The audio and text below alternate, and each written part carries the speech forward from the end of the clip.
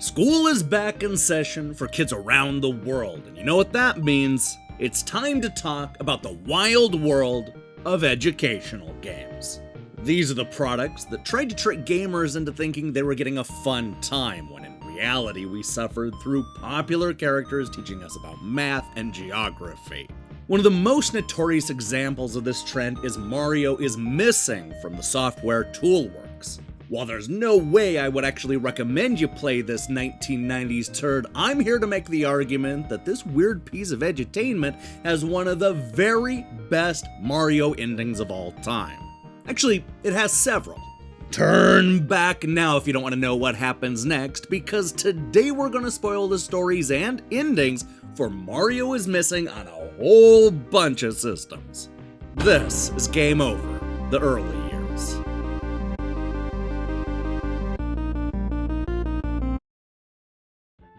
By 1992, Super Mario was at the height of his popularity.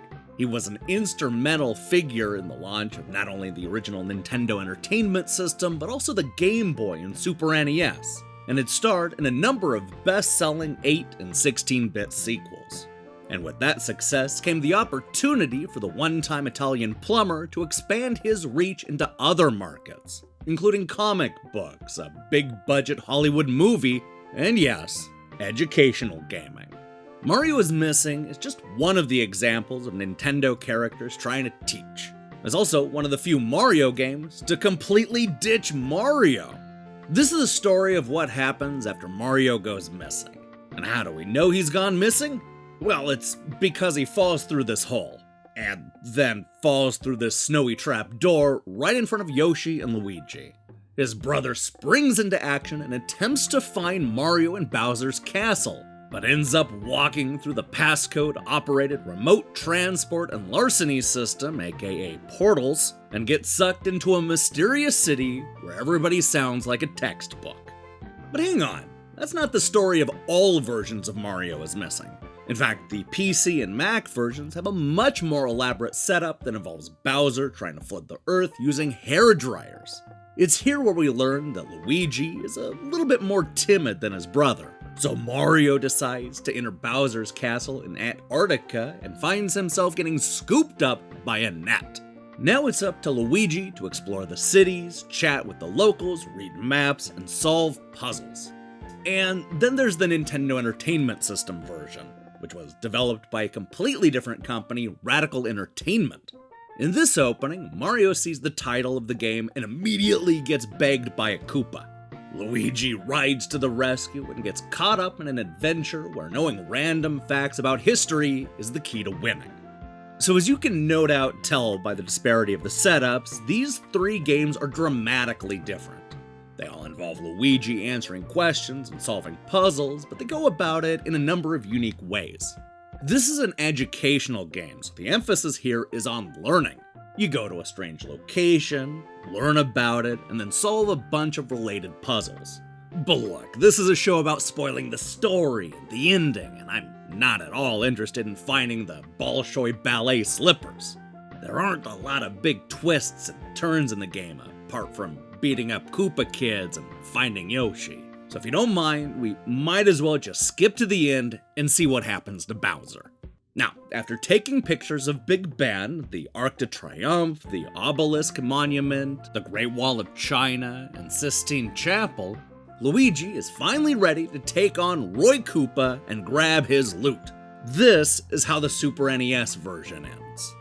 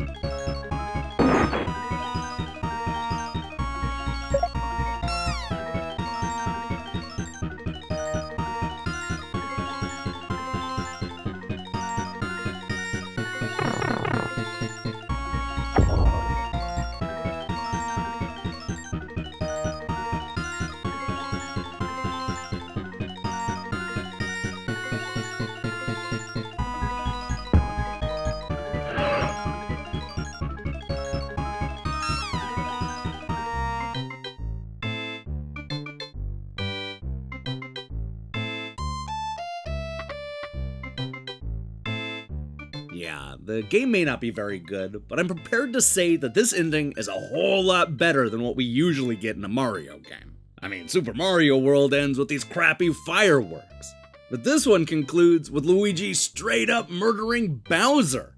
And I love how quickly the mood changes to upbeat and cheerful after that. This ending's pretty great. Not as good as the NES ending. There are no Koopalings in this game, so we fight against this Koopa Bowl character. Luigi jumps on his head a bunch, and this is what happens next.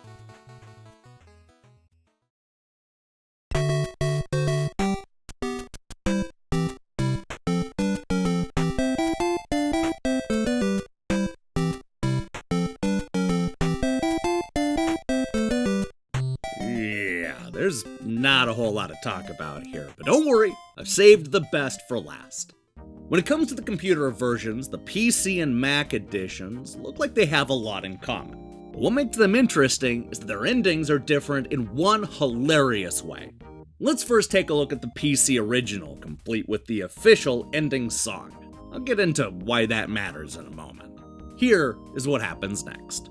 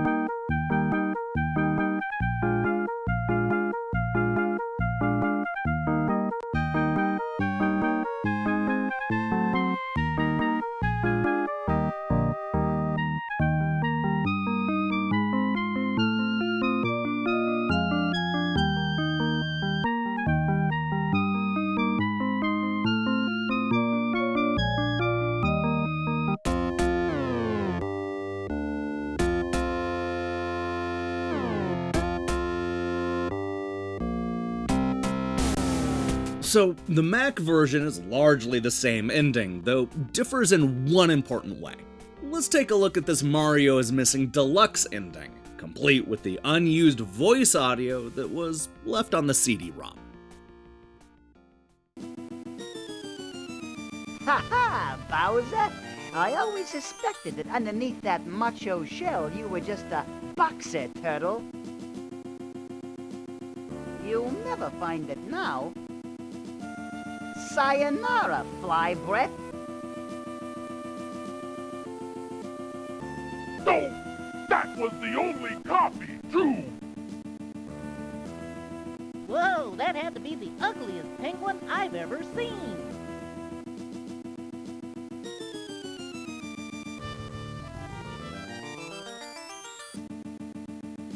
I got the key, now Mario goes free. Bowser's sucking ice, the Koopas aren't nice.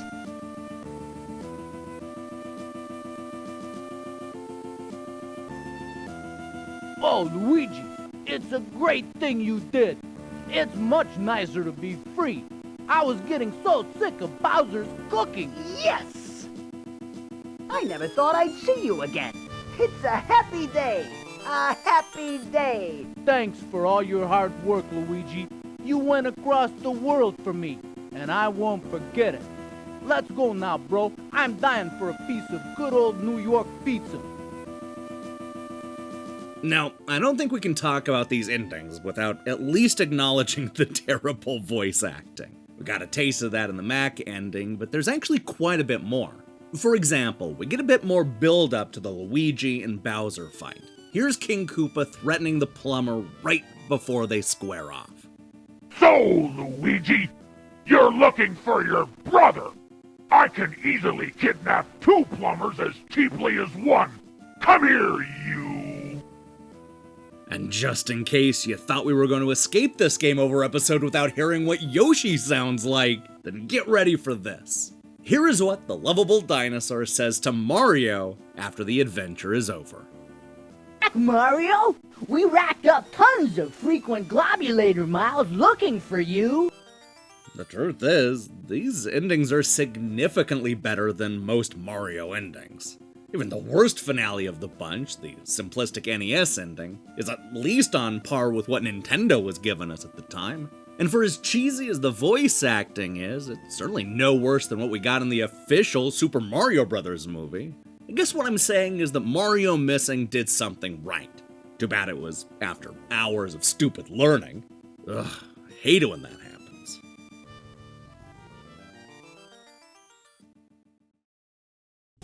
Hey, thanks for watching this episode of Game Over, the early years. If you liked what you saw here, then you should know that we post new episodes every Monday. And here's the question I have for you. What is your favorite educational game? Yeah, I have a hunch there's going to be a lot of snarky responses to this question. Let me see your picks in the comments below. In other news, Review-mageddon is upon us. That's right, we're officially in review season. So be on the lookout for reviews of Daymere 1998, Devil's Hunt, Arcade Tycoon, A Glider's Journey, Newt 1, Atomic Heist, and so much more. If that sounds interesting to you, then I strongly recommend you click that subscribe button and support what we're doing here. Until then,